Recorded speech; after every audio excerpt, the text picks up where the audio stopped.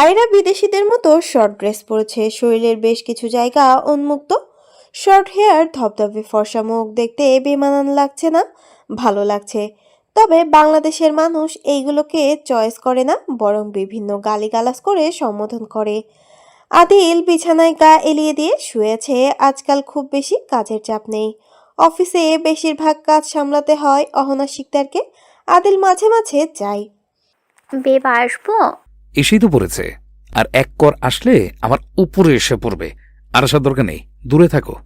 আয়রার বেশ রাগ হলো আদিলের এমন শক্ত কথায়। আয়রা গায়ে নামে খেয়ে বলল। চলো বের হই। আদিল বেশ রেগে গিয়ে বলল। কোথায় যাবো এই অসময়ে? জানি না। জানো না তাহলে ডাকতে এসেছো কেন? আয়রা বেশ রাগ হলো। রেডি হবা কি না? না। আয়রার সাথে সাথে অহনা শিকদারকে ডাকতে শুরু করলো। আন্টি। আদিল বেশ হকচকিয়ে গেল। এখানে মমকে ডাকার কি আছে?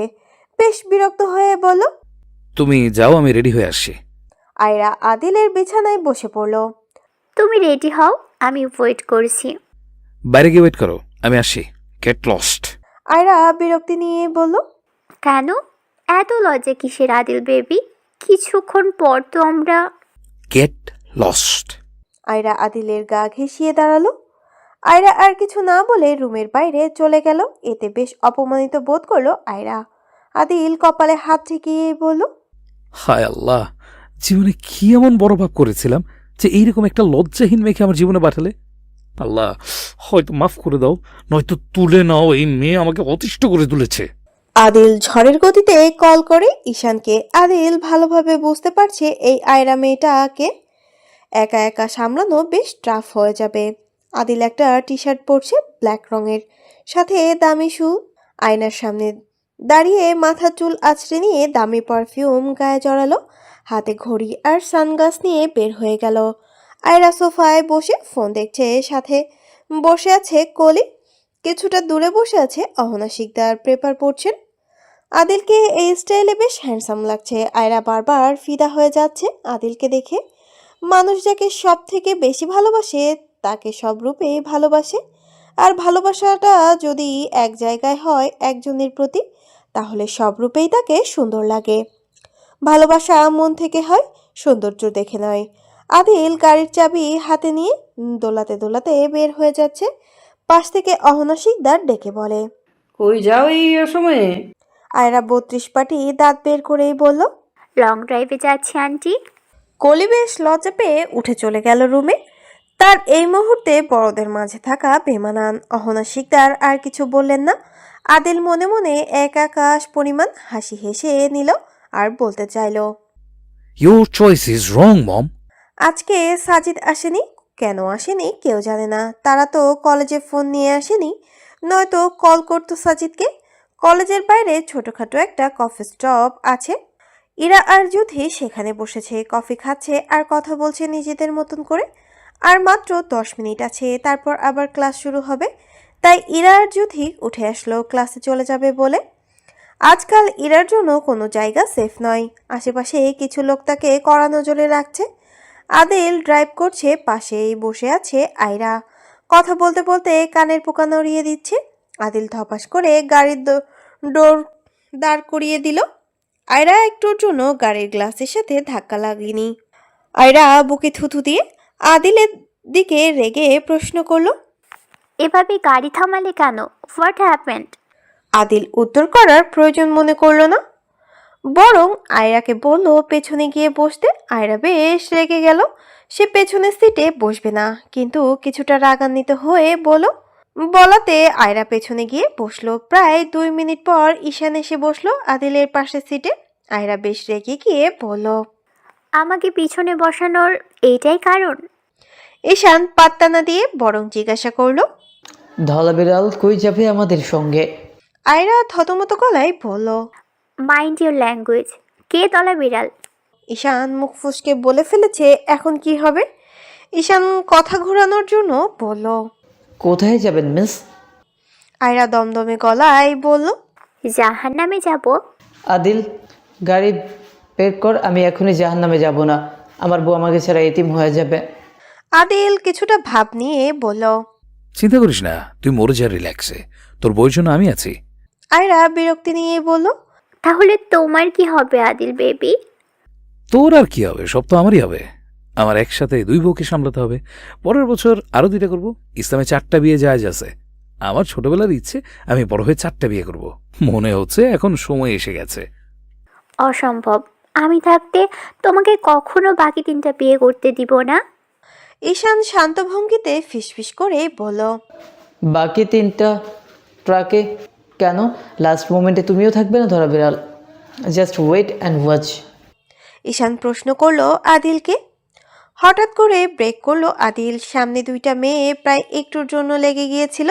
এক ধাক্কা লাগলে হয়তো সাথে সাথে প্রাণটাও বের হয়ে যেত। সামনে থাকা 2টা মেয়ে বেশ রেগে গেল, সাথে ঈশান আর আয়রা। ঈশান শক্তপোক্ত হয়ে কিছুটা জোরেই বলল, আমাদের গন্তব্য এখন কোথায়? তোর শ্বশুরবাড়ি নাকি? গাড়ির গ্লাসে সে নক করলো মেয়েটি। গ্লাস খোলার সাথে সাথে আদিলের চোখে চোখ পড়তেই ইরা মেজাজ হারিয়ে ফেলে। হেই স্টুপিড, চোখে দেখেন না, অন্ধ নাকি? আদিল কিছুটা ভাব নিয়ে বলল, তোমার মতন সুন্দর দেমাগি মেয়ে দেখার জন্য আল্লাহ নিজ হাতে 2টা কালো কালো চোখ দিয়েছে। ট্রাস্ট মি, আমি অন্ধ নই। ইরা রেগে গিয়ে বলল, চোখ চোখের জায়গায় রাখেন, বরং দেখে গাড়ি চালান। সুন্দরী মেয়ে দেখতে দেখতে গাড়ি চালালে সোজা টপ করে উপরে চলে যাবেন। ওপস, কেউ একজন আছে এত বড় পৃথিবীতে যার আমার মতন স্টুপিডের জন্য একটু মায়া হয়। টেক লাভ বেবি। স্টুপিড। ইরা জানে লোকটা সত্যি বেহায়া, তাই আর কথা বাড়ালো না, বরং কলেজে চলে যেতে চাইলো। তখনই ঈশান পেছন থেকে ডাকে ইরাকে। ইরা, ইরা বেশ অবাক হয় এখানে ঈশানকে দেখে। ভাইয়া তুমি এখানে? ঈশান শান্ত গলায় জানায়, হ্যাঁ এসেছিলাম একটু দরকারে, কিন্তু তুই ক্লাস বাদ দিয়ে বাইরে ঘোরাঘুরি করছিস কেন? এখন ব্রেক দিয়েছে টিফিনের জন্য, কলেজের পাশের কফি শপে গিয়েছিলাম। ঈশান ইরাকে উদ্দেশ্য করে প্রশ্ন করলো, কালকে মামা কল করেছিল, আম্মুকে যেতে বলল। কিছু হয়েছে? ইরা মাথা নত করে জানায়। হ্যাঁ, শুক্রবারে আমার এঙ্গেজমেন্ট। ঈশান হকচকিয়ে গেল। মানে মামা তো বলেছিল এখনই তোকে বিয়ে দিবে না, তাহলে হঠাৎ করে এই ডিসিশন কেন? ভাইয়া তুমি আব্বুকে প্লিজ ভুল বুঝো না, আব্বু ইচ্ছাকৃত কোনো কিছুই করছে না। মানে? ইরা কোনো কথা না বলে মাথা নত করে দাঁড়িয়ে আছে। ঈশান শান্ত গলায় বলল, ছেলে কি করে?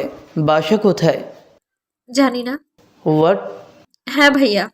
বোকার মতন কথা বলছিস কেন? এটা ডিজিটাল যুগ, এই যুগে এসে কেউ ছেলের সম্পর্কে ঠিকভাবে না জেনে শুনে বিয়ে করতে রাজি হয়? ইরা মাথা নত করেই বলল। তুমি ফুপির সাথে অবশ্যই আসবে ভাইয়া। ঈশান হাত দিয়ে ইশারা করে জুথি দেখিয়ে প্রশ্ন করে এই মেয়েটাকে। জুথি রেগে লাল হয়ে গেছে, বেশ বিরক্তি প্রকাশ করে বলল, আপনার কি মাথায় সমস্যা নাকি মন ভোলার অসুখ আছে? মানে? আমাদের কালকে পরিচয় হয়েছিল, আজকেই ভুলে গেলেন? ঈশান কাশতে কাশতে বলল। ও সরি, মনে ছিল না মিস। জুথি মনে মনে বিড়বিড় করে বলল, হতে চেয়েছিল হিরো আর হয়ে গেল জিরো। গাড়িতে বসে থাকা আদিল এতক্ষণের আলাপে বেশ বিরক্ত গায়ে গাড়ি থেকে নেমে এসে ঈশানের পাশে এসে দাঁড়ায় আর ঈশানকে উদ্দেশ্য করে বলে, কে হয় এই নারী তোর? ঈশান জানায় তার মামাতো বোন হয়, তবে আগে কখনো দেখা হয়নি ঈশানের কাজিন হিসেবে, তবে দেখা হয়েছিল অ্যাক্সিডেন্টলি ইরার সাথে। ঈশান আদিলকে সবার সাথে পরিচয় করিয়ে দিতে চাইলে ইরা জানায়, এই স্টুপিডটাকে তো আগে থেকেই চিনি, খারাপ লোক একটা। ইরা কলেজের টাইম হওয়ায় ইরা আর দাঁড়ায় না, জ্যোতিকে টেনে নিয়ে চলে আসে কলেজের ভেতর। আয়রা এতক্ষণ ফোনে কথা বলছিল, তাই এখানে কি নিয়ে কথা হয়েছিল ঠিক সেভাবে জানতে পারেনি। আদিল আর ঈশান গিয়ে বসলো গাড়িতে। আদিলের পাশে বসেছে ঈশান আর পেছনে বসেছে আয়রা। আদিল ঈশানকে উদ্দেশ্য করে প্রশ্ন করলো, কে তো কথা বললি এই মেয়ের সাথে? ঈশান জানায় ইরার এই শুক্রবারে এঙ্গেজমেন্টের ডেট হয়েছে। আদিলের মুখটা ফসকে ফ্যাকাশে হয়ে যায়। হোয়াট? ঈশান কিছুটা শক্ত হয়ে বলে। হ্যাঁ। আয়রা বেশ বিরক্ত হয়ে গিয়ে আদিলকে প্রশ্ন করলো, আদিল বেবি, তুমি ওই মেয়ের এত ডিটেলস দিয়ে কি করবে? ঈশান বলে, এত ডিটেলস দিয়ে মানুষ কি করে? আদিলও তাই করবে। তুমি চুপ করো ইডিয়েট। আমি আদিল বেবিকে জিজ্ঞেস করেছি তোমাকে নয়। এই দুইজন মিলে বকবক করে আমার কানের পোকা বের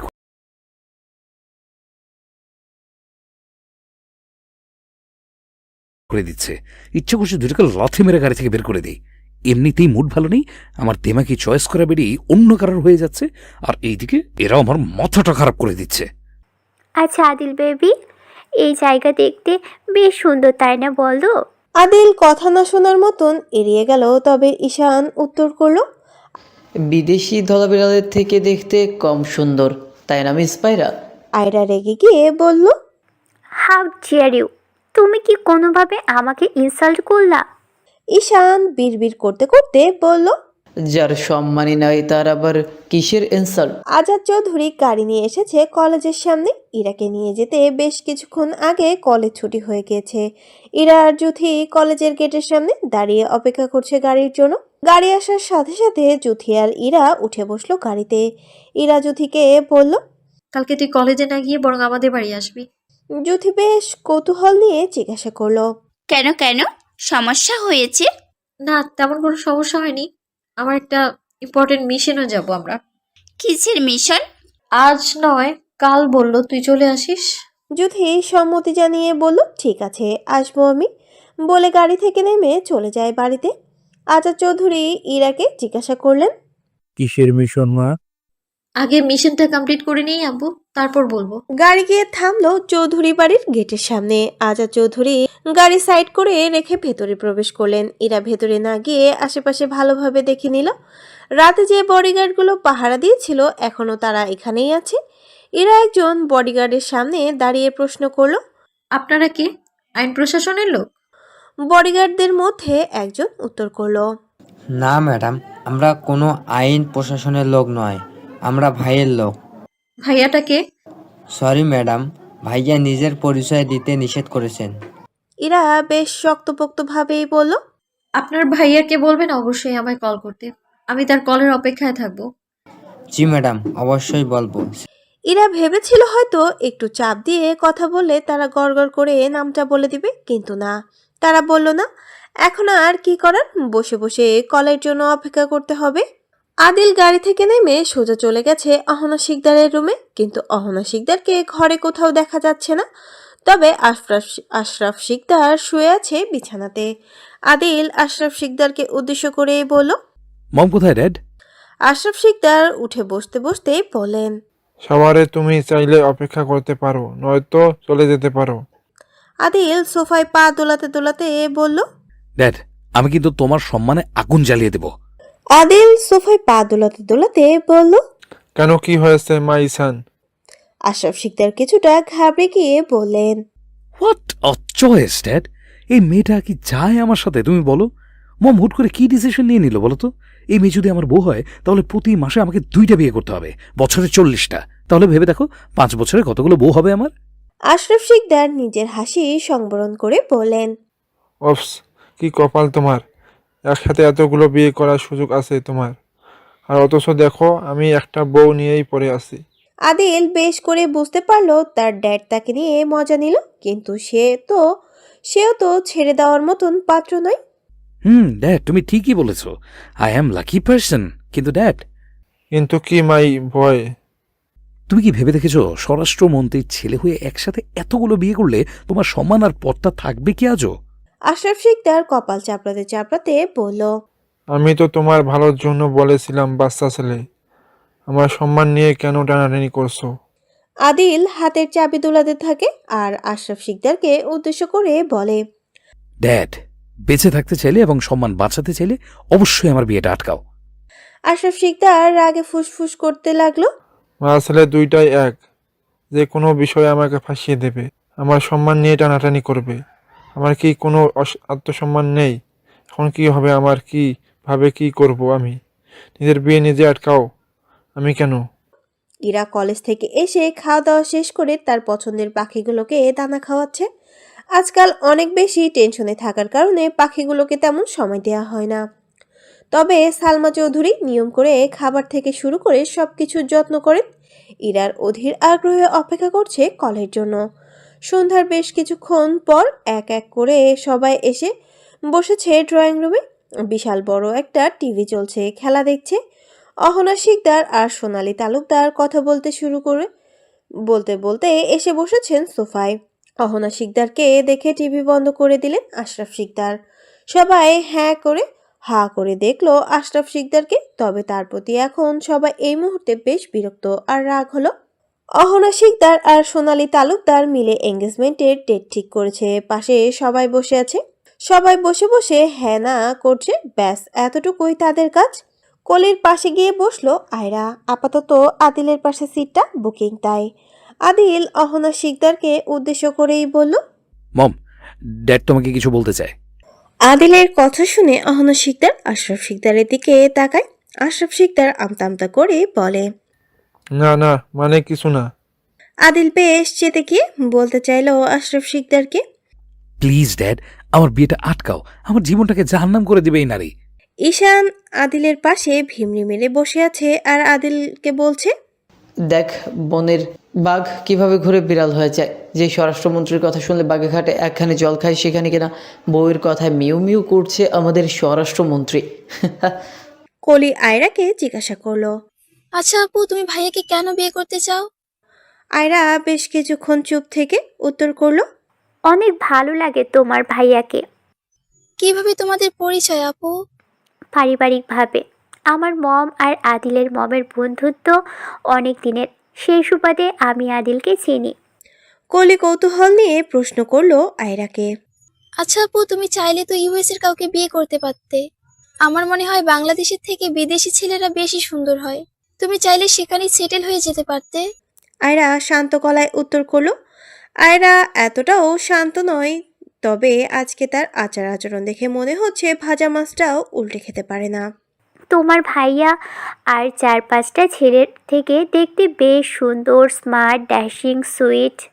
কলি হাসি হাসি মুখ করেই বলল, হ্যাঁ আপু, তুমি ঠিকই বলছো।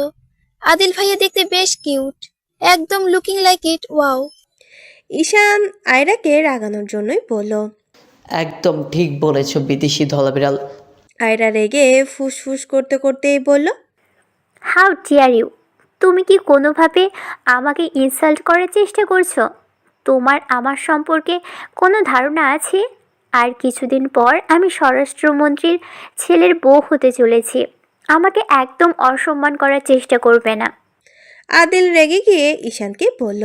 সম্মান করতে না পারলে অসম্মান করবি বেশি করে, করেক্ট? আয়রা রেগে হকচকিয়ে গিয়ে বলল, আদিল বেবি, তুমিও ঈশানের মতন আমাকে ইনসাল্ট করছো। ঈশান শান্তভাবে বলল, যার সম্মানই নাই তার আবার কিসের ইনসাল্ট, তাই না মিস পায়রা? চৌধুরী বাড়িতে সবাই রাতের খাবার খেয়ে শুয়ে পড়েছে। গভীর রাত এখন। ইরা বেশ অনেকক্ষণ অপেক্ষা করেছিল কলের জন্য, কিন্তু কল না আসায় ইরা বেশ বিরক্ত হয়ে ঘুমিয়ে পড়ে।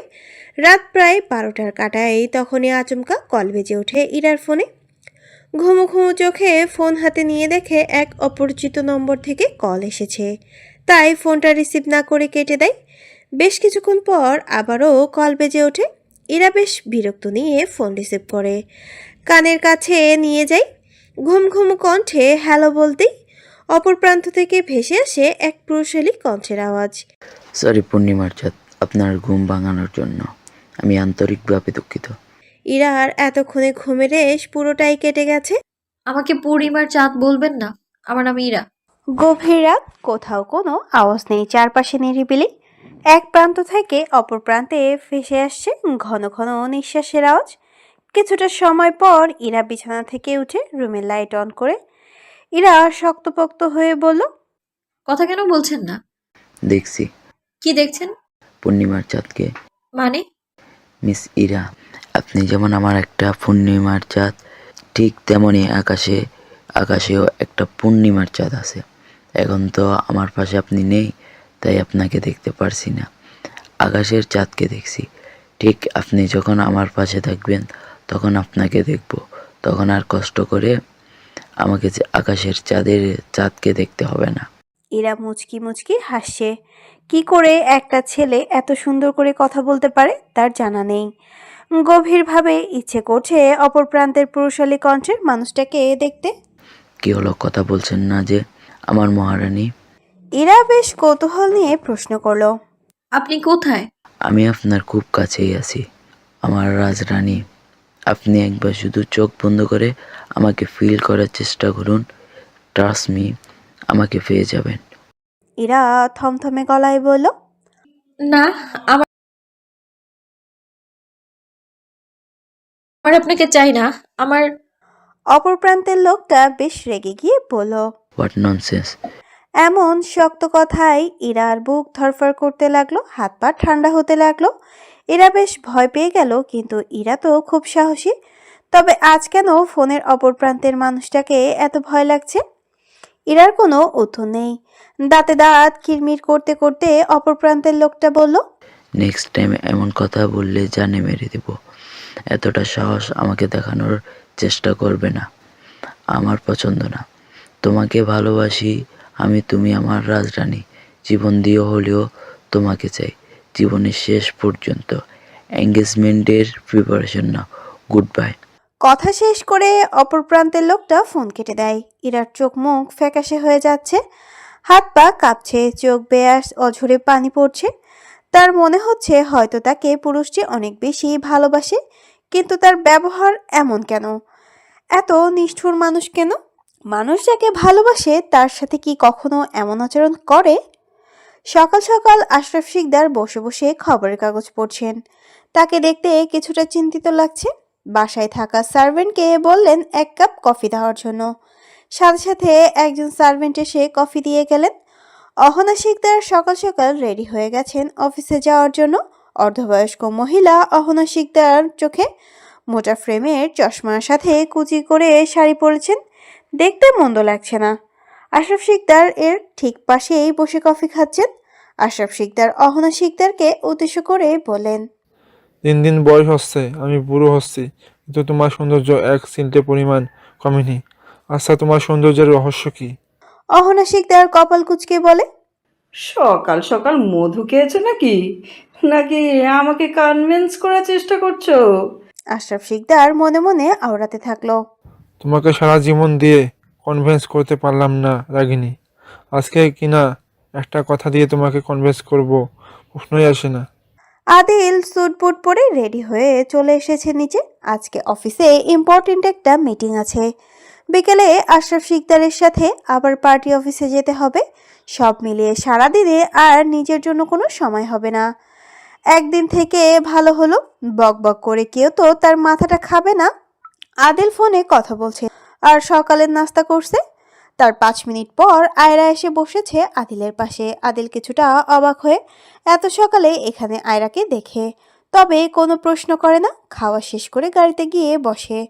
আদিল অফিসে গেলে সবসময় অহনা শিকদারকে সাথে নিয়ে যায়, আর আদিল অফিসে না গেলে অহনা শিকদার একাই গাড়ি নিয়ে চলে যান।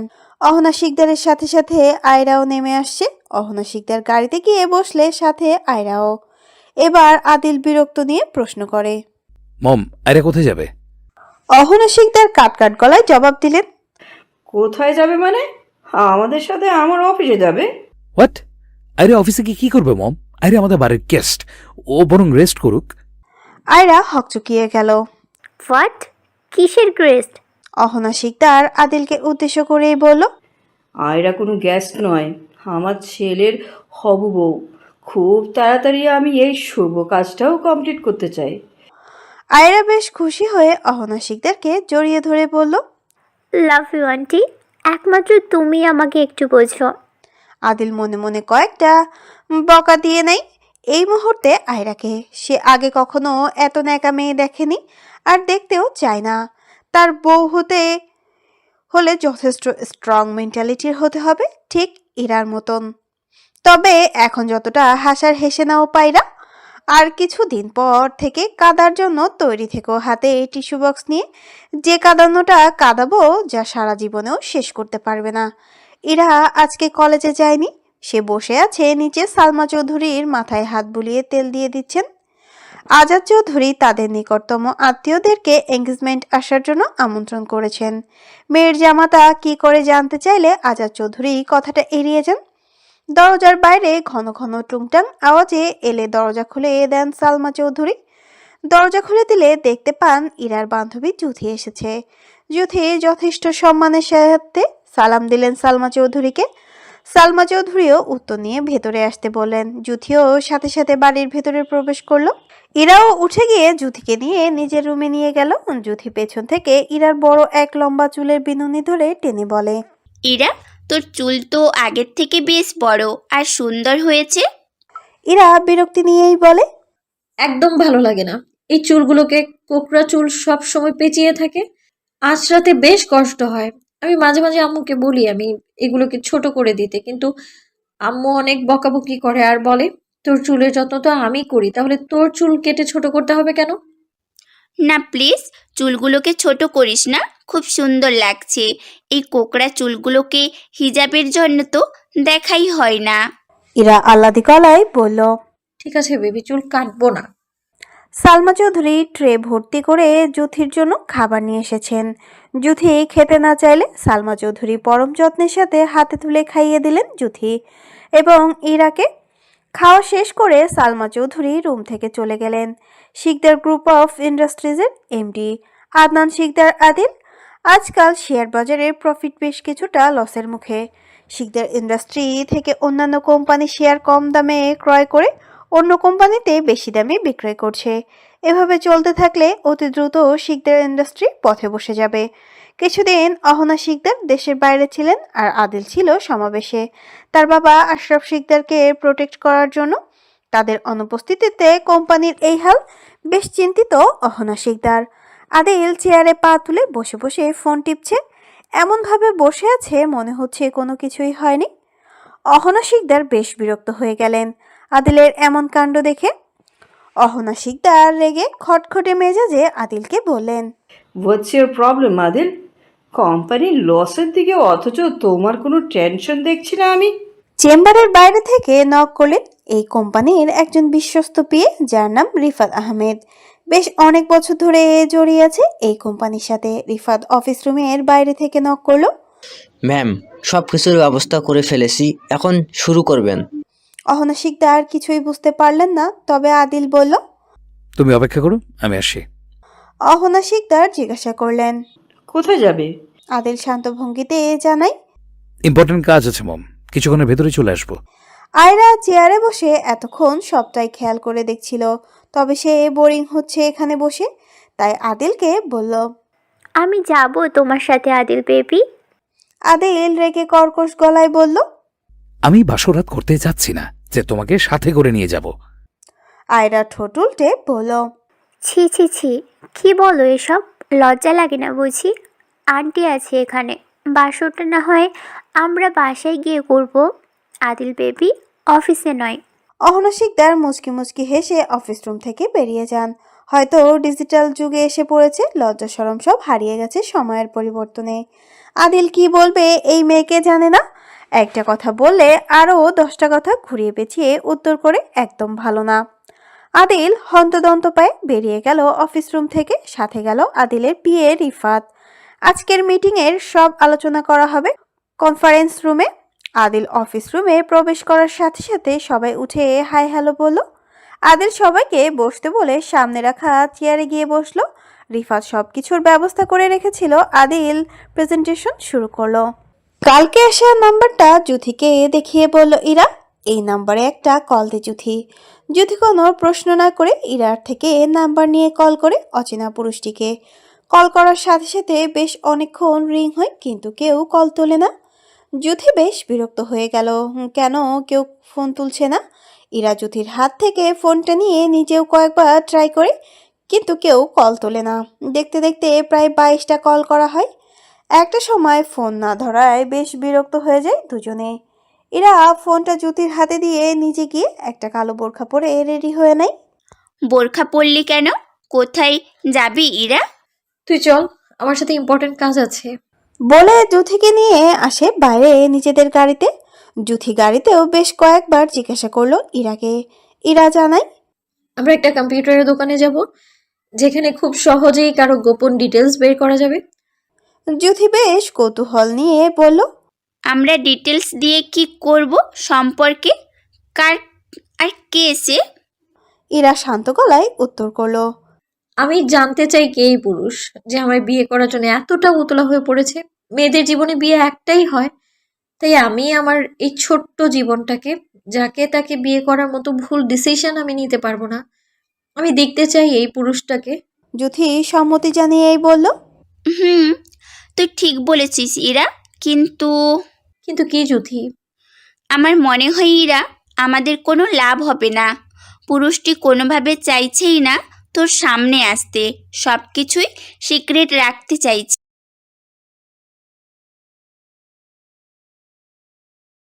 কেন পুরুষটা লজ্জা পায়? পেতেও পারে, আমাদের হবু দুলাভাই বলে কথা। তাহলে কি প্রয়োজন এত লজ্জা শরম নিয়ে আমায় বিয়ে করার? আমি কিভাবে বলবো? তুই বরং জিজ্ঞেস করিস তোর হবু জামাইকে, এত লজ্জা কিসের?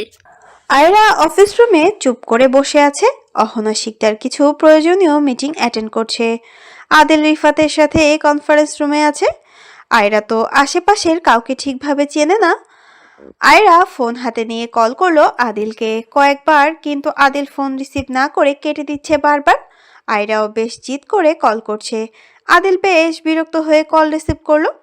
What's your problem? আয়রা বেশ চটে গিয়ে উত্তর করলো। No problem. আদিল রেগে গিয়ে বলল। তাহলে বারবার কল করছো কেন? আয়রা অসহায় হয়ে বলল। বোরিং ফিল করছি আমি, প্লিজ কাম। আদিল রাগে দাঁতে দাঁত চেপে বলল। সরি টু সে, আমি বিজি আছি। নেক্সট আর একবার কল করলে সোজা ব্লক করে দেব। আসসালামু আলাইকুম ভাইয়া। ওয়ালাইকুম আসসালাম আপু, কোনো সাহায্য লাগবে আপু? ইরা শান্ত গলায় বলল। জি ভাইয়া। ইরার হাতে থাকা নিজের ফোন থেকে নাম্বারটা বের করে ছেলেটাকে দিয়ে বলল। ভাইয়া এই নাম্বারটা দেখবেন প্লিজ, কার নামে রেজিস্ট্রেশন করা। দোকানে থাকা লোকটা ইরার ফোন থেকে নাম্বারটা নিয়ে নিল আর বলল 5 মিনিট অপেক্ষা করার জন্য। ইরা আর যুথি একটা চেয়ার টেনে বসে অপেক্ষা করতে শুরু করলো। আয়রা বেশ বিরক্ত হয়ে বসে আছে চেয়ারে আর আদিলকে বকা দিচ্ছে। কেন তাকে আদিল একটু সম্মান করে না, ভালোবাসে না, সময় দেয় না। আন্টিকে বলে অতি দ্রুত বিয়েটা সেরে ফেলতে হবে। অহনা শিকদার মিটিংয়ের প্রোগ্রাম শেষ করে অফিসের চেয়ারে বসলেন। আয়রা পানি এগিয়ে দিয়ে বললেন। আন্টি, তুমি প্লিজ তাড়াতাড়ি করে আমার আর তোমার ছেলের বিয়েটা করিয়ে দাও। অহনা শিকদার পানি খেতে গিয়ে জোরে সোরে একটা বিষম খেলেন। টিস্যু দিয়ে মুখ মুছতে মুছতে বলেন। ঠিক আছে, খুব তাড়াতাড়ি করিয়ে দেব। আন্টি, তোমার ছেলেকে কিন্তু আমি আমার শাড়ির আঁচলে বেঁধে রাখবো। অহনা শিকদার মুচকি মুচকি হেসে বললেন। আদিল যদি তোমার শাড়ির আঁচলের নিচে থাকতেই চায় তাহলে রেখে দিও। Okay aunty. আদিল হন্তদন্ত পায়ে এসে অফিস রুমে গাড়ির চাবি হাতে নিয়ে চলে যেতে চাইলে অহনা শিকদার জিজ্ঞাসা করলেন। কোথায় যাবে?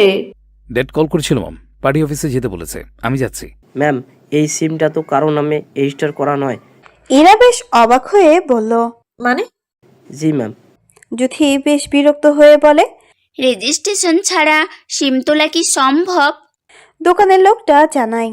ম্যাম, এমন তো হতে পারে সিম কোম্পানিটা তাদের নিজস্ব, তাই রেজিস্ট্রেশনের প্রয়োজন পড়েনি। তাছাড়া এইরকম ফ্যাক সিম অ্যাভেলেবেল পাওয়া যায়, এভাবে তো কাউকে খুঁজে পাওয়া সম্ভব নয় ম্যাম। ইরার মুখটা ফ্যাকাশে হয়ে গেল। এত কিছুর পর ও কোনোভাবে পাওয়া গেল না এই লোকটার পরিচয়। কিভাবে খুঁজে বের করবে ওই মানুষটাকে? যুথি ইরার হাত টেনে নিয়ে আসলো দোকান থেকে আর বলল। চিন্তা করিস না, সব কিছু ভালোই হবে। আল্লাহ যা করেন ভালোর জন্যই করেন। ইরার হাতে থাকা ফোনটা বারবার কেঁপে উঠল। ফোনটা সাইলেন্ট। ইরা ফোনটা রিসিভ করে কানে নিতেই ভেসে আসে। এই যে আমার না হওয়া মহারানী, আমাকে এত কষ্ট করে খুঁজতে হবে না আপনাকে।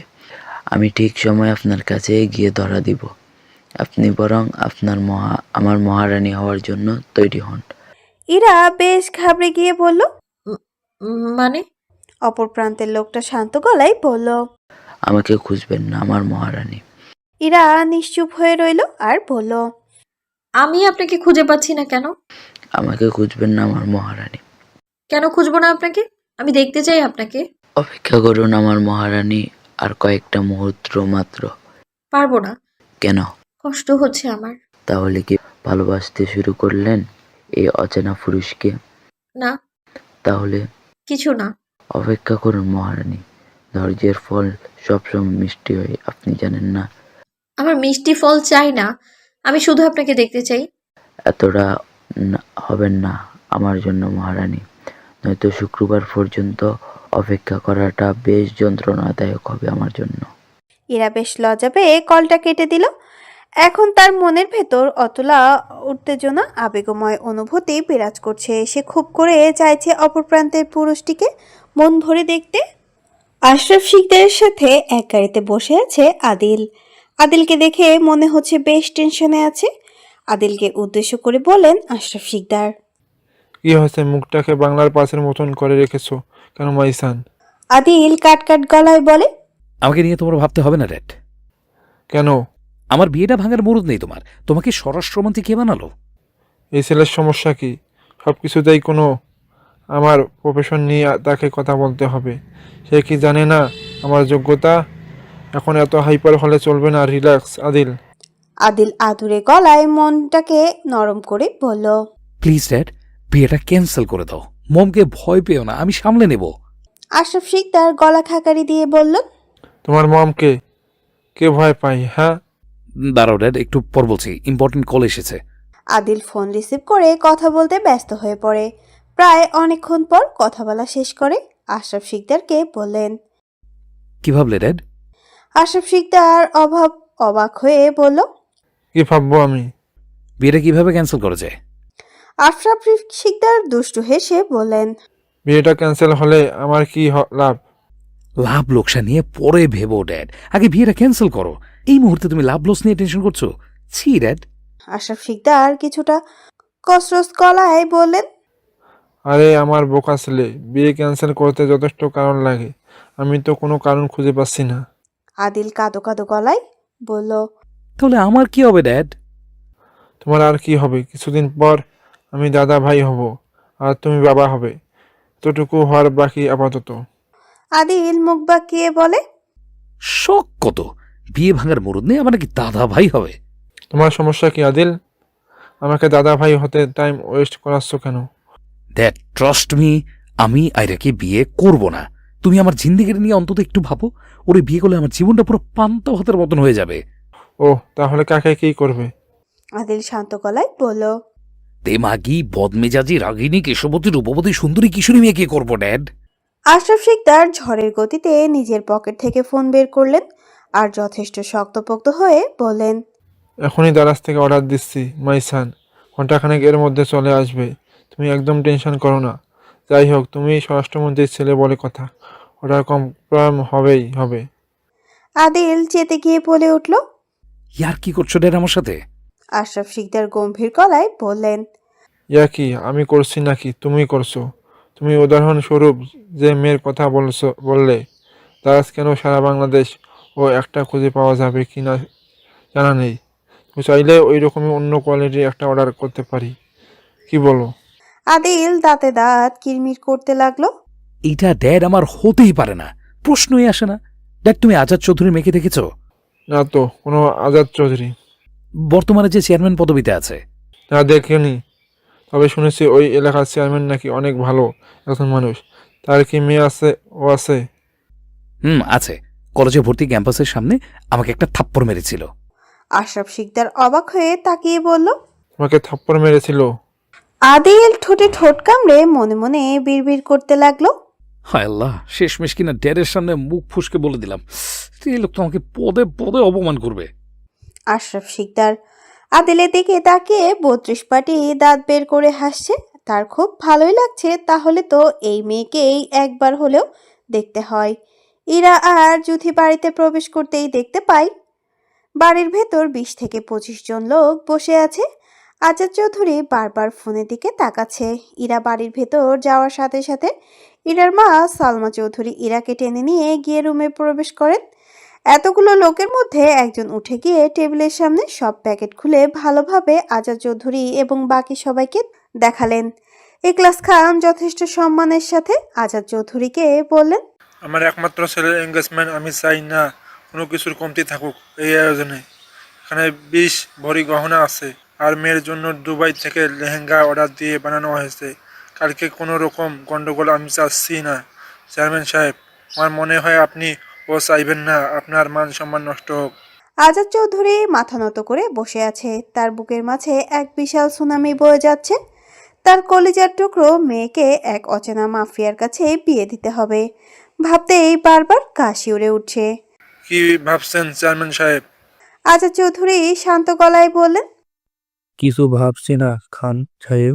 ইখলাস খান উঠে দাঁড়ালেন আর বললেন, কোনো রকম উল্টাপাল্টা করার চেষ্টা করবেন না চেয়ারম্যান সাহেব। আমি আপনাদের এই ভুলগুলো ক্ষমা করলেও ও কিন্তু আমার ছেলে ক্ষমা করবে না। আজ আসি, কাল আবার দেখা হবে পরম আত্মীয়তার সাথে।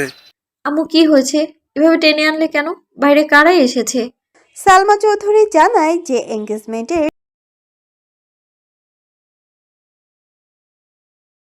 সবকিছু দিতে ইখলাস খান এসেছেন। ইরা আর কিছু বলে না, বরং জুথি এবং অনেক লেট হয়ে গেছে ও বাড়িতে যেতে। আজাদ চৌধুরী নিজেদের গাড়ি বের করে জুথিকে বাড়িতে পৌঁছে দিয়ে আসলেন। আদিল এবং আশরাফ শিকদার রাজনৈতিক নেতাদের সাথে আদিলকে পরিচয় করিয়ে দিলেন। সামনের বার পদপ্রার্থী করা নিয়ে বেশ কিছু আলাপ আলোচনা শেষ করে বাড়িতে ফিরছে বাপ ছেলে। আদিল ফ্রেশ হয়ে কম্পিউটার নিয়ে বসেছে। কোম্পানির কিছু শিপমেন্টের কাজ আছে, সেগুলোই করছে আপাতত।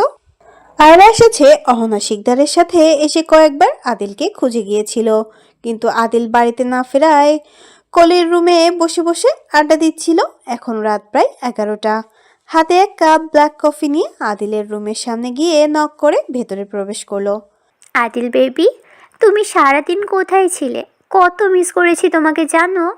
আদিল কর্কশ গলায় বলল, আমাকে মিস করার কি খুব প্রয়োজন ছিল? হ্যাঁ, অনেক বেশি প্রয়োজন ছিল। আয়রাকে উদ্দেশ্য করে বলল, তুমি যাও এখান থেকে, আমি রেস্ট করবো, আমি অনেক টায়ার্ড। আদিলের ক্লান্তির কথা শুনে আয়রা আর বেশিক্ষণ দাঁড়ালো না, সোজা চলে গেল নিজের রুমে। সারাদিনের পরিশ্রমের জন্য হয়তো অনেক ক্লান্ত। আয়রা রুম থেকে চলে গেলে আদিল ফোন বের করে কল করলো ঈশানকে। একবার রিং হওয়ার পর কল রিসিভ করে ঈশান। হ্যালো। হ্যাঁ আদিল বল।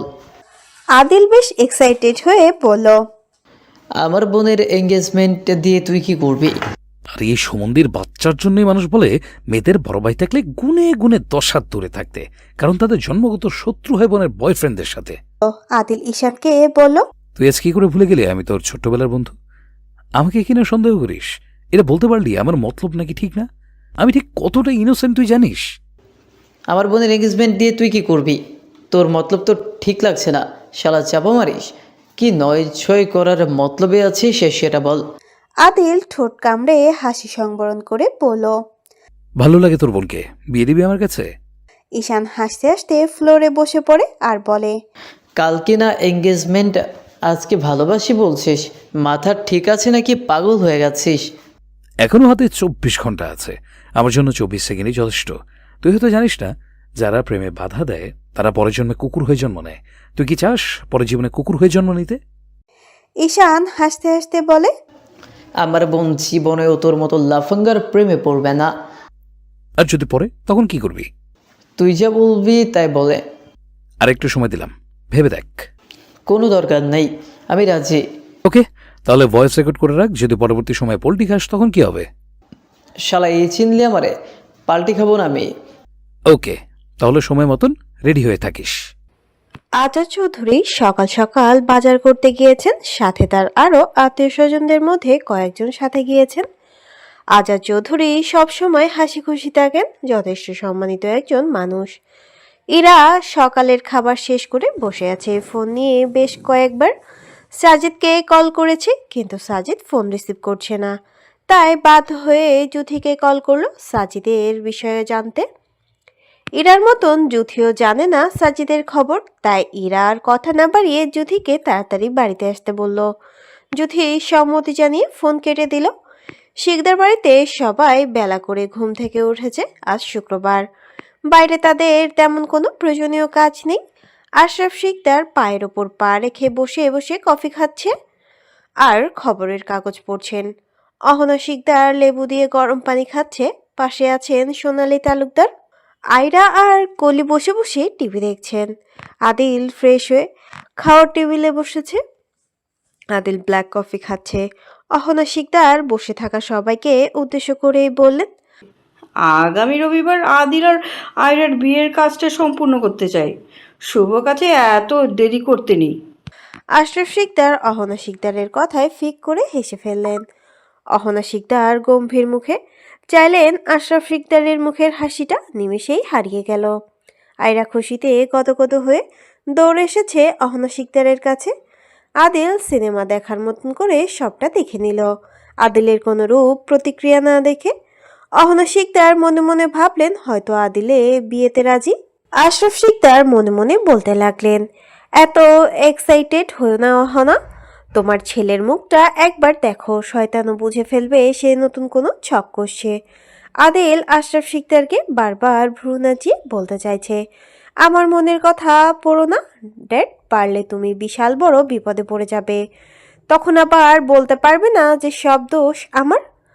আয়রা উত্তেজিত হয়ে আদিলকে বলল, চলো বেবি, শপিংয়ে যাই, আর তো হাতে বেশি সময় নেই। আদিল টেবিল ছেড়ে উঠতে উঠতে বলল, যারা মিলে বিয়ের প্ল্যান করছো তাড়াতাড়ি বরং যাও, সাথে আমার ড্যাডকেও নিয়ে যাও, সামনে অনেক কিছুর সম্মুখীন হতে হবে, তাই না ড্যাড? আদিলের কথার মানেটা কেউ বুঝলো না, স্বয়ং আশরাফ শিকদার নিজেও না। আদিল সোজা চলে গেল নিজের রুমে, বসে রইল আশরাফ শিকদার মুখটা বাংলার পাঁচের মতন করে। সে জানে এখানে আর 1 মিনিট বসে থাকলে আদিল কোনো এই কথাই বলেছে জিজ্ঞেস করতে করতে মাথার চুলগুলো তুলে ফেলবে। আমি যে একজন স্বরাষ্ট্রমন্ত্রী এরা মানেই করে না, আমাকে ন্যায্য সম্মানটা পর্যন্ত দেয় না এই মা ছেলে। এখন কোথায় গিয়ে বিচার সালিশ করলে আমি ন্যায্য সম্মান পাবো? ইরা সকাল সকাল ড্রাইভারকে পাঠিয়ে দিয়েছিল জুথিকে আনতে। সাজিদের ফোন বন্ধ থাকায় কোনোভাবে যোগাযোগ করা যাচ্ছে না। এখন কোনোভাবে সাজিদের বাড়িতে যাওয়াও সম্ভব নয়। এরা ব্যালকনিতে দাঁড়িয়ে আছে, ফোনের দিকে দেখছে বারবার। আজ কেন কল করছে না সেই অচেনা পুরুষটি? জীবনের এই কঠিন মুহূর্তে না দেখে কে কাকে বিয়ে করে বা এঙ্গেজমেন্ট করে তা জানা নেই। গম্ভীরভাবে ইচ্ছে করছে অপর প্রান্তের মানুষটিকে দেখতে। এর মধ্যে ড্রাইভার এসে পড়েছে গাড়ি নিয়ে, সাথে জুথি একটা হালকা পেস্ট রঙের 3 পিস পরেছে, চুলগুলোকে ছেড়ে রেখেছে যা কোমর পর্যন্ত গিয়ে পড়েছে কপালে, একটা ছোট্ট টিপ পড়েছে, দেখতে বেশ লাগছে। জুথিকে দেখে ইরা ব্যালকনি থেকে বাইরে আসে, তারপর জুথিকে নিয়ে রুমের ভেতরে প্রবেশ করে। ইরাকে মনমরা হয়ে বসে থাকতে দেখে জুথি বলল, একটু হাসতে তো পারিস নাকি? এভাবে মুখ গোমরা করে বসে থাকলে চলবে? তুই দেখিস আমাদের দুলাভাই একদম কোচি জেন্টেলম্যান হয়ে এন্ট্রি নেবে তোর জীবনে। জুথির কথায় ইরা ফিক করে হেসে ফেলল আর বলল, জেন্টেলম্যানের মতোই যেন হয়, আমার কিন্তু হিরো আলমের মতো কাউকে চাই না। আদিল রুমে বসে পা দোলাতে দোলাতে কল করলো ঈশানকে। কিরে সুমন্দির বাচ্চা, কি করিস? ঈশান খেপে গিয়ে বলল, সম্বন্ধী না কি করছো, আগে বিয়েটা কর, পরে না হয় ভুলভাল নামে ডাকিস আমাকে। ওকে, কখন বেরোবি তোর বোনের এঙ্গেজমেন্টে? কিছুক্ষণ পর তুই রেডি হয়ে চলে আয়। দাঁড়া 1 মিনিট। হ্যাঁ বল। আমার বোনের এঙ্গেজমেন্টে তোরে দাওয়াত দিছে কি? আদিল গলা খাকারি দিয়ে বলল, আরে আমার দাওয়াত লাগে না, আমি স্বরাষ্ট্রমন্ত্রীর ছেলে না, প্রতিটা বিয়েতে আমার ন্যায্যতম অধিকার আছে দাওয়াতে যাওয়ার। তোকে এত কিছু বলে লাভ কি আমার? আর মাত্র কয়েক ঘন্টা, তারপর ওইটা আমার শ্বশুর বাড়ি হবে। ওকে দেখা যাবে বলে ঈশান কল কেটে দেয়। আদিল তাড়াতাড়ি করে শাওয়ার নিয়ে নেয়। শাওয়ার শেষ করে টাওয়াল পেঁচিয়ে রুমে প্রবেশ করে। এর মধ্যে এসে দেখে আয়রা এসে বিছানায় পাশে বসে আছে। হঠাৎ করে আশায় বেশ বিরক্ত ফিল করে আদিল।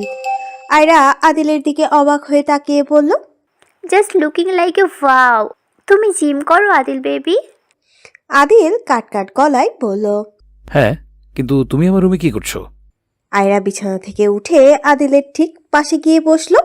কিছুদিন পর থেকে তো এটা আমারও রুম হবে আদিল বেবি, তাহলে এখন আসলে প্রবলেম কি? আদিল কোনো উত্তর করে না, বরং কাবার্ড খুলে নিজের জামা কাপড় বের করে নেয়। আয়রা বেশ বিরক্ত নিয়ে বলে, আদিল, তুমি এই অসময়ে কোথায় যাচ্ছ? তোমাকে কাঁদাতে যাচ্ছি বেবি। হোয়াট? তোমাকে এমনভাবে কাঁদাতে যাচ্ছি আমি যে কান্না তুমি সারা জীবন কেঁদেও শেষ করতে পারবে না। এত বেশি কাঁদবে তুমি যে তোমার রুহু পর্যন্ত কেঁপে উঠবে। আদিলের শান্ত মস্তিষ্কের কথাটায় বেশ নড়ে ওঠে আয়রা, তবে মানেটা বুঝতে পারে না। এত বেশি শক্তপোক্ত কথাটা মাথায় ঢোকে না। সে চায় না এইরকম হেয়ালি কথা শুনতে। আয়রা এসেছিল বিয়েতে কি কালারের লেহেঙ্গা পরবে সেটা জানতে। আদিলের এমন হেয়ালি কথা শুনে আর কিচ্ছু জিজ্ঞেস করলো না, বরং রুম থেকে চলে গেল আর ভাবলো হয়তো কাজের চাপের কারণে উল্টোপাল্টা কথা বলছে। আদিল নিজের কাপড় থেকে জামা কাপড় বের করে পরতে শুরু করলো। খুব সুন্দর করে পরিপাটি হয়ে বের হলো রুম থেকে বের হতেই দেখা হয় আশরাফ শিকদারের সাথে। কোথায় যাবে জানতে চাইলে আদিল জানায়, তোমার সম্মানে ব্যাঘাত ঘটাতে যাচ্ছি ড্যাড, এতে করে তুমি আরো বেশি পপুলারিটি পেয়ে যাবে। আশরাফ শিকদার চমকে উঠে বললেন, হোয়াট? বিয়ে করতে যাচ্ছি ড্যাড, তুমি যাবে? চলো তোমাকে সাথে করে নিয়ে যাই। হেয়ালি করছো কেন আমার সাথে? বিয়ে তো তোমার পরিবারে, আজকে নয়। 2টা দিন অপেক্ষা করতে পারছো না? সি লজ্জা হচ্ছে আমার তোমাকে ছেলে দাবি করতে। আমারও বেশ লজ্জা হচ্ছে তোমাকে ড্যাড বলতে। আছে আশরাফ শিকদার চুপ হয়ে গেলেন। সে বেশ ভালোভাবে বুঝতে পারছে আজকে কোনো একটা কিছু ঘটবেই, তার জন্যই হয়তো সকাল থেকে ডান চোখ লাফ পাচ্ছে। আশরাফ শিকদারকে চুপ থাকতে দেখে আদিল বলল, আচ্ছা বলো তো ড্যাড, হানিমুনটা কোথায় করলে বেশি ভালো হয়? আশরাফ শিকদার গম্ভীর গলায় বললেন, বেহায়া ছেলে একটা, শেষমেশ কিনা বাপের কাছে ইনফরমেশন নিচ্ছে কোথায় গেলে হানিমুন ভালো হয়। আদিল নিজের হাসি সংবরণ করে বলে, সল্লার জিন্দেগি, আমার নানা জীবনের সব থেকে বড় একটা ভুল করেছে আমার মমকে তোমার সাথে বিয়ে দিয়ে। মমের সাথে সাথে আমার জীবনটাও শেষ করে দিলা। বেহায়া ছেলে, এই কথাটা আমার বলা উচিত। তোমার মা ছেলে মিলে আমার জীবনটাকে তেজপাতা বানিয়ে দিয়েছো। আমি উচ্চ আদালতে অভিযোগ করব তোমাদের নামে। আদিল আশরাফ শিকদারের কথায় পাত্তা না দিয়ে হনহনিয়ে রুম থেকে বের হয়ে গেল। আশরাফ শিকদার হ্যাঁ করে তাকিয়ে দেখলেন ছেলের যাওয়ার দিকে। আজকে এই ছেলের জন্য স্ট্রোক হবে, নিশ্চিত হবে। আদিল গাড়িতে উঠে ফোন করলো ঈশানকে, আমি আসতেছি, তুই রেডি হ। চৌধুরী বাড়িতে ক্ষণে ক্ষণে আত্মীয় স্বজনরা এসে পড়েছেন। এরা রেডি হচ্ছে, সাথে যদি হেল্প করছে। এরার জন্য পাঠানো হয়েছে দুবাইয়ের ফ্যাসাস ডিজাইন করা মিষ্টি গোলাপি রঙের লেহেঙ্গা, যার দাম হবে হয়তো কয়েক লক্ষ টাকা। এত বেশি গর্জিয়াস, প্রিটি, চমৎকার দেখতে। যুথি লেহেঙ্গাটা বারবার হাত দিয়ে নেড়ে দেখছে। দামটা অনুমান করার মতন না, তবে যুথি বলে, যার পছন্দ এত বেশি সুন্দর, না জানি সেই পুরুষটি দেখতে কতটা আকর্ষণীয় হবে। যুথির কথার সাথে সাথে ইরাও রেডি হওয়া বাদ দিয়ে ভাবতে শুরু করলো তার স্বপ্নের রাজকুমার দেখতে না জানি কতটা আকর্ষণীয় হয়। এর মধ্যে সালমা চৌধুরী এসে বারবার মেয়েকে তাড়া দিচ্ছেন রেডি হওয়ার জন্য। বাড়িতে মেহমান আসতে চলেছে, কিছুক্ষণের ভিতরে ইখলাস খান এবং তার ছেলেও চলে আসবে। আদিল গাড়ি ড্রাইভ করছে, পাশেই বসেছে ঈশান। আদিল ঈশানকে উদ্দেশ্য করেই বলল, আমার সম্মানিত মহামূল্যবান সমন্দির বাচ্চা, কোনো কাজেই তো লাগিস না ঠিক মতন, চটপট একটা প্ল্যান বের কর। ঈশান গম্ভীর গলায় বলল, শালা, সম্মান দিতে জানিস না, তাহলে সম্মান দেওয়ার চেষ্টা করিস কেন? তোর দ্বারা সম্মান আশা করা মানে পচা পানিতে ডুবে মরা। আচ্ছা আমার হবুর সম্বন্ধী, সম্মান দিলাম তোরে, এখন যা ভিক্ষা করে খা। ঈশান চোখ মুখ লাল করেই বলল, যা বাল, সম্মান লাগবো না আমার। আদিল বেশ কৌতূহল নিয়ে বলল, বলতো কোথায় হানিমুনে গেলে সব থেকে ভালো হয়? আরে শালা, তুই এটাও জানিস না? না তো। ট্রেন্ড চলতেছে, দেখিস না? মানে কিসের ট্রেন্ড? আজকাল বাসর করতে হানিমুনে যাওয়ার দরকার পড়ে না টাকা নষ্ট করে। তুই বরং গাড়িতে, সমুদ্রে, হেলিকপ্টারে বা তবে জঙ্গলে, ঘোড়ার পেটে, গাছের নিচে, এখানেই বাসর কর। ট্রেন্ড ফলো করতে শিখ শালা। আদিল কপাল কুঁচকেই বলল, সবাই তো ভালো ভালো জায়গায় বাসরটা সেরে ফেললো, তাহলে আমি কোথায় বাসর করব? ঈশান দুষ্টু হাসি হেসে বলল, কেউ তোর টয়লেটে বাসরটা করে নাই, তুই বরং বাসরটা টয়লেটে করিস, তাই ট্রেন্ড ফলো করা হয়ে যাবে। ট্রেন্ডের একটা ব্যাপার স্যাপার আছে না? ইখলাস খান এবং তার ছেলে তাদের বডিগার্ড নিয়ে 50 জনের মতন চলে এসেছে চৌধুরী বাড়িতে। ইকবাল খান এবং তার ছেলের ভেতরে প্রবেশ করলো। বাড়ির চারপাশে বডিগার্ডরা পাহারা দিচ্ছে। সন্দেহজনক কাউকে বাড়ির ভেতরে প্রবেশ করতে নিষেধ করেছে ইকবাল খানের একমাত্র ছেলে ইয়াশ রোশন খান, বর্তমানে যে মাফিয়া জগতের কিং। কালো স্যুটবুট পরে এসেছে, দেখতে যথেষ্ট সুন্দর লাগছে, বয়সও খুবই কম। ইকবাল খান আজাদ চৌধুরীর হাতে হাত মিলিয়ে পরিচয় করিয়ে দিলেন তার একমাত্র ছেলে ইয়াশ রোশন খানের সাথে। রোশন যথেষ্ট সম্মানের সাথে সালাম দিলেন আজাদ চৌধুরীকে। আজাদ চৌধুরী সালামের উত্তর ফিরিয়ে বুক টেনে নিলেন। এক দেখায় রোশনকে আজাদ চৌধুরীর বেশ ভালো লেগে গেছে। আজাদ চৌধুরী রোশনকে নিয়ে সোফায় বসলেন আর বললেন, তুমি বাবা যদি প্রথম দিন এসেই বিয়ের প্রস্তাবটা দিতে তাহলে হয়তো এত জোর ঝামেলা হতো না। রোশন বেশ ভালোভাবে বুঝতে পারল আজাদ চৌধুরীর রোশনকে বেশ ভালো লেগেছে। কিন্তু ইয়াশ রোশন তো ভালো মানুষ নয়। তবে ভালো হওয়ার ওষুধটাই আপনার মেয়ে, তাকে পেয়ে গেলেই জীবন পরিপূর্ণ। ঈশান আর আদিল বাড়িতে প্রবেশ করলো। ঈশান রোশনকে ভালোভাবে চেনে না, তবে আদিল চেনে রোশনকে। তাদের পার্টি অফিসে একবার দেখা হয়েছিল নাইট ক্লাবে। তাহলে কি রোশনের সাথে ইরার এঙ্গেজমেন্ট আজকে? ঈশান আদিলকে পরিচয় করিয়ে দেয় ইরার বাবার সাথে। মামা ও আদিল আমার বন্ধু, বর্তমানে যে আশরাফ শিকদার স্বরাষ্ট্রমন্ত্রীর পদে আছেন তার ছেলে। আদিল সালাম দিয়ে পরম যত্নের সাথে কথোপকথন বিনিময় করলো। আদিল আজাদ চৌধুরীর সাথে কথা শেষ করে রোশনের পাশে গিয়ে বসলো আর বলল, হাই রোশন। হ্যালো আদিল। আচ্ছা রোশন, তোমার আর ইরার রিলেশন কতদিনের? রোশন শান্ত গলায় বলল। আমাদের কোনো রিলেশন ছিল না। কথা শেষ হওয়ার আগেই ঈশান আদিলকে ডেকে বলল, ভেতরে আয়। আদিল আর 1 মিনিটও দাঁড়ালো না, ঈশানের পেছন পেছন গেল। ঈশান সোজা ইরা রুমে প্রবেশ করলো। ঈশান জুথিকে দেখে এক ঝটকায় সোফায় বসে পড়ল। ঈশানকে এমনভাবে পড়ে যেতে দেখে ধরতে গেল জুথি। ঈশান জুথির হাত টেনেই বলল, প্লিজ মিস জ্যোতি আমাকে একটু ধরে রাখুন। আদিল দরজার সামনে দাঁড়িয়ে দেখছে ইরাকে। ইরা আয়নার সামনে দাঁড়িয়ে নিজের চুলগুলোকে বাঁধছে।